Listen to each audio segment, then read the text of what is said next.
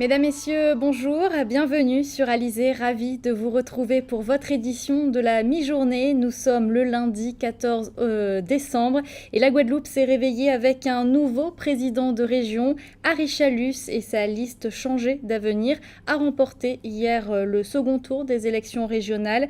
Premier renseignement de ce scrutin, le taux de participation en hausse, 57,31%, soit 179 574 Guadeloupéens qui se sont donc rendus aux urnes hier. C'est 10 points de plus que le premier tour. Vous le voyez d'ailleurs sur ce tableau dimanche 6 décembre. Moins de la moitié des Guadeloupéens et des Guadeloupéennes étaient allés voter. Un sursaut citoyen qui a donc profité à Harry Chalus, qui a été élu avec 57,52% des suffrages, ce qui représente 98 464 voix. Un peu plus de 25 000 voix le séparent du président sortant Victorin Lurel. Harry Chalus qui devient donc le 5e président de notre région. La ville de Bémao s'est d'ailleurs mobilisée hier dans son fief. Harry Chalus l'a emporté avec un peu plus de 72% des voix. Il devance Victorin Lurel de 5500 voix. Retour sur une soirée riche en émotions avec Muriel Barlagne.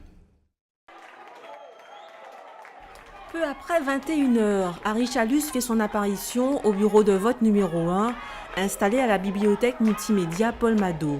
À cette heure de la soirée, la tendance se confirme, il est en tête des élections régionales dans tout le département. Les résultats définitifs de la commune de Bémao viennent de tomber. Comme dans toute la Guadeloupe, les votants ont été plus nombreux qu'au premier tour et c'est pour lui qu'ils ont massivement voté. Il accumule 8 980 voix contre 3 469 pour Victorin Lurel. Il est alors prêt à prendre la parole en tant que nouveau président de région. Mes chers amis, l'élection régionale est désormais derrière nous. Au président Lurel, je souhaite exprimer des sentiments personnels de solidarité et même fraternelle. Nous sommes tous des Guadeloupéens et pour cette raison, j'appelle et j'ai toujours appelé à la réconciliation de tous les Guadeloupéens.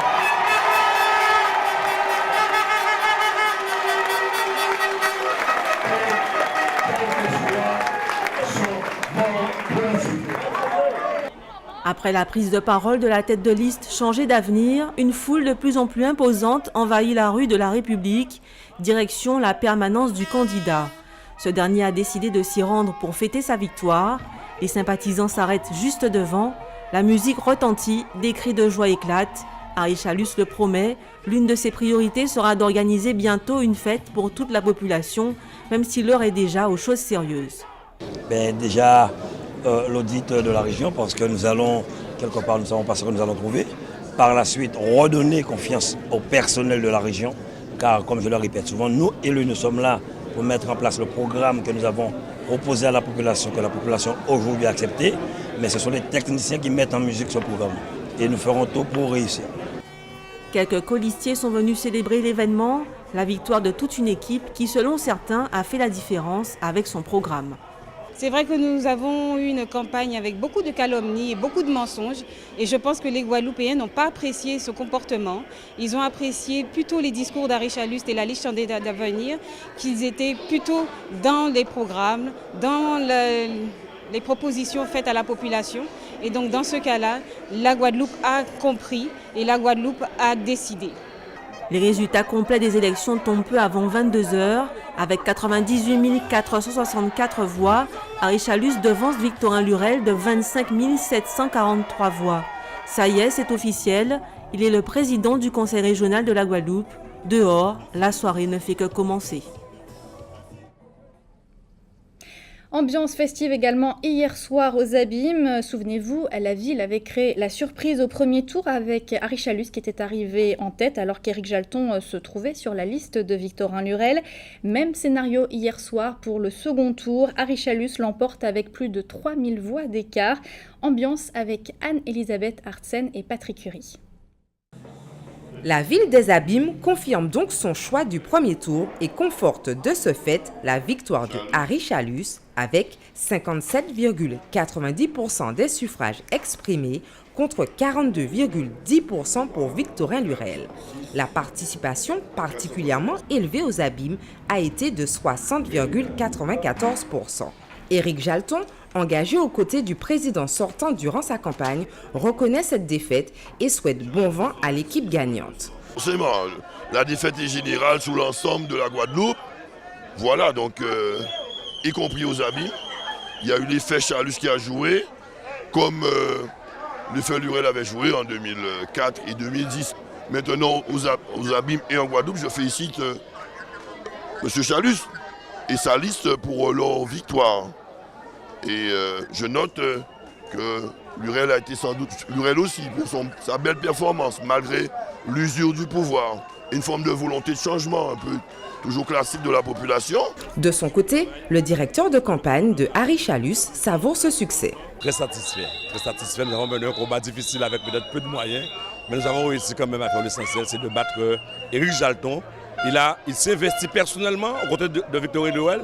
Il était 3e sur la liste, il est député maire et nous avons réussi à le battre sur son terrain.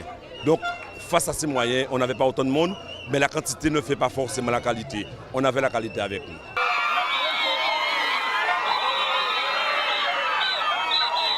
À l'annonce des résultats définitifs, l'euphorie s'est emparée des partisans de Harry Chalus, prenant ainsi possession de la place Frédéric Jalton.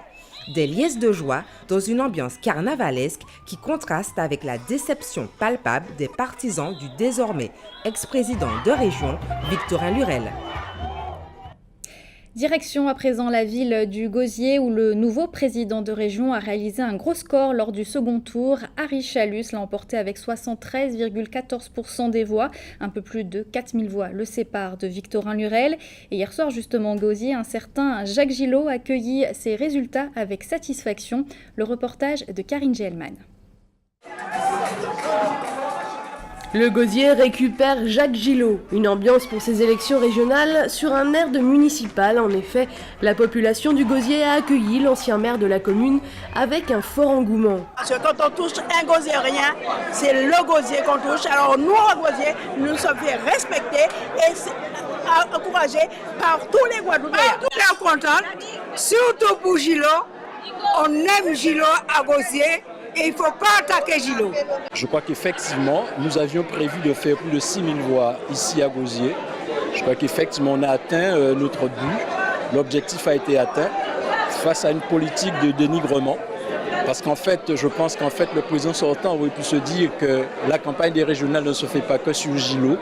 Et là, la population a su résister et réagir avec fierté. Le président sortant, Victorin Lurel, a réalisé 26,86% des voix et le nouveau président, Harry Chalus, 73,14%. Un écart très important avec un taux de participation plus élevé qu'au premier tour, 48,9%. Sur l'ensemble de la Guadeloupe, c'est vraiment, on ne s'attendait pas à cette razzia. Mais là maintenant, nous sommes convaincus que ce changement était nécessaire et que la politique qui était menée au niveau du conseil régional, ce n'était pas la bonne pour la Guadeloupe. Maintenant, il faut nous mettre au travail. La nouvelle équipe a donc de nombreux défis à relever et les Gosiériens attendent beaucoup pour leur commune, l'une des plus touristiques de la Guadeloupe. Enfin, à Petit-Bourg, où le taux de participation a été inférieur à la moyenne départementale pour ce second tour, Harry Chalus est également arrivé en tête avec 68,79% des suffrages, un peu plus de 31% donc pour Victorin Lurel. Richard Scott-Tamar a suivi le déroulement de la soirée. À 19h, dans le bureau central de Petit-Bourg, on compte et recompte les différents suffrages récoltés dans les bureaux de vote que compte la commune. L'ambiance est détendue. Les résultats du premier tour ont montré que la population a suivi les consignes de vote du maire. À 19h30, la liste d'Harry Chalus est loin devant celle de Victorin Lurel, de l'ordre de 60 pour 30%. À 20h, petit à petit, les résultats des 24 bureaux que compte la commune arrivent entre les mains de l'équipe communale chargée d'analyser les chiffres. Pourtant, les résultats du dernier bureau tardent à arriver. La tendance ne pourrait être inversée. À 20h30, Harry Chalus remporterait la commune avec 5713 suffrages exprimés, soit 68,73% des votants. Le maire, Guy Losbar, s'exprime au micro des différents médias. Je profite déjà pour remercier l'ensemble des électeurs qui se sont prononcés sur la liste conduite par Harry-Chalus, mais nous sommes aussi conscients donc, de la dimension de la tâche qui nous attend dorénavant, car ce qu'on voulait, c'est que les Guadeloupéens puissent nous faire confiance, mais nous, il nous appartiendra que la Guadeloupe puisse reprendre confiance en elle-même et que transformer cet espoir. À partir de ce moment, beaucoup de monde se réunissent dans le bureau central pour fêter la victoire d'Harry-Chalus. C'est sur cette note que la soirée électorale s'est clôturée dans la commune de Petit-Bourg. Et on rappelle qu'Harry-Chalus sera officiellement investi ce vendredi en tant que président de la région Guadeloupe avec 28 membres de sa liste. De son côté, le président sortant Victorin Lurel a indiqué qu'il siégerait au sein du conseil dans l'opposition avec 12 autres membres de sa liste élus. L'équipe en place qui prépare d'ailleurs en ce moment la passation de pouvoir. Voilà ce que l'on pouvait dire sur ce second tour des élections régionales en Guadeloupe où Harry-Chalus a donc été élu avec 57,31% des suffrages. Direction à présent la Martinique où les électeurs étaient appelés, eux, à élire leurs conseillers territoriaux avec un taux de participation de 52,38%. C'est Alfred Marie-Jeanne et sa liste Grand Semblé pour bas pays en chance qui a récolté le plus de suffrages. 54,1% des Martiniquais ont accordé leur voix à cette liste qui avait fusionné à l'issue du premier tour, on le rappelle, avec celle de Yann Monplaisir. Serge Letchimy, le président sortant, est donc battu après avoir été 5 ans à la tête de la région Martinique. Enfin, en Guyane, on votait également hier pour élire des conseillers territoriaux. C'est Rodolphe Alexandre, président de la région Guyane, qui l'emporte avec 54,5% des suffrages devant Alain Tienlong. La Martinique et la Guyane qui nous emmènent donc à parler de l'actualité dans notre grande région de la Caraïbe. Nous allons ce midi à Antigua et Barbuda, en Jamaïque, mais tout d'abord direction Saint-Vincent. Voici la Minute Caraïbe. Le leader de l'opposition, Arnie Mostas, du nouveau Parti démocratique, le NPD, a précisé sur une radio locale que son parti est abasourdi par certaines irrégularités constatées après les élections régionales de mercredi et a informé qu'une action judiciaire serait lancée lundi.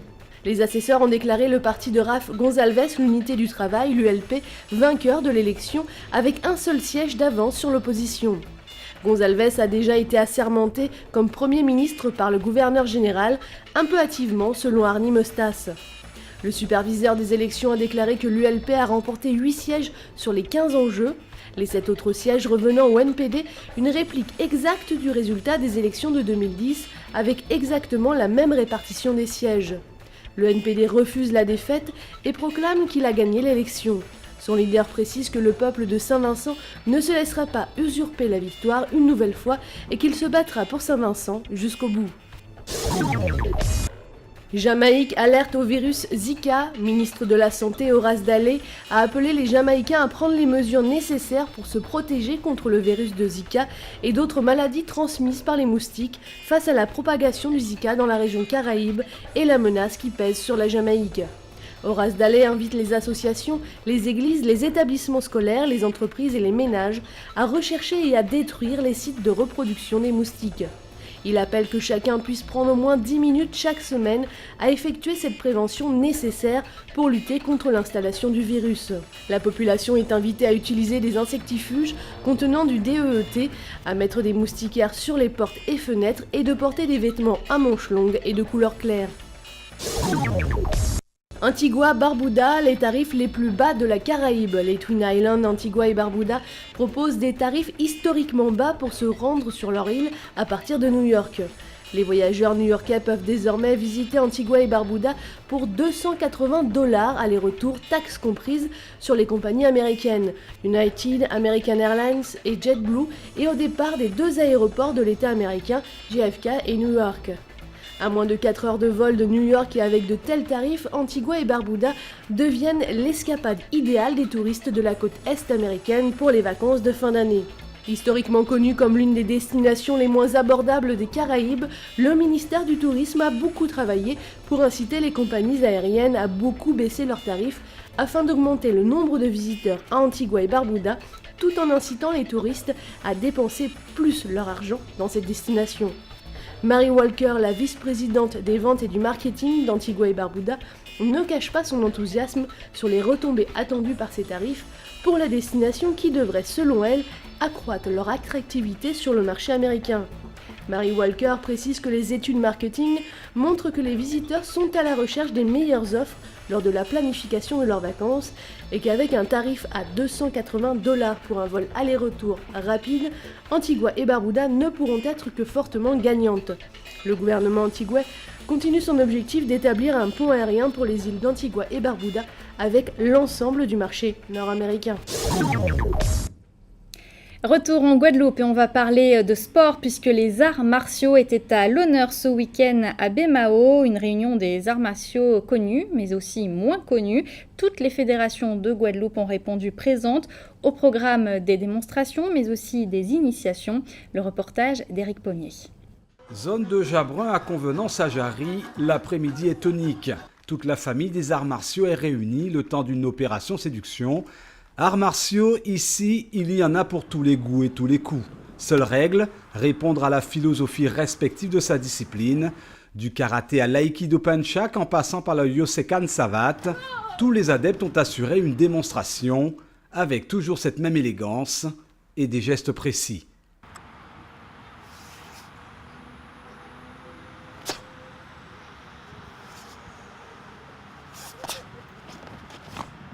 Antoine Laguerre est lui pratiquant du kung-fu wushu depuis de nombreuses années.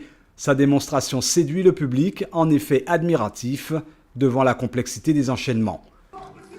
J'ai fait un taolu qui s'appelle Susabji, c'est une forme de tchelé-foot. Ça a été créé au 19e siècle pendant la révolution des boxers pour chasser les envahisseurs à l'époque.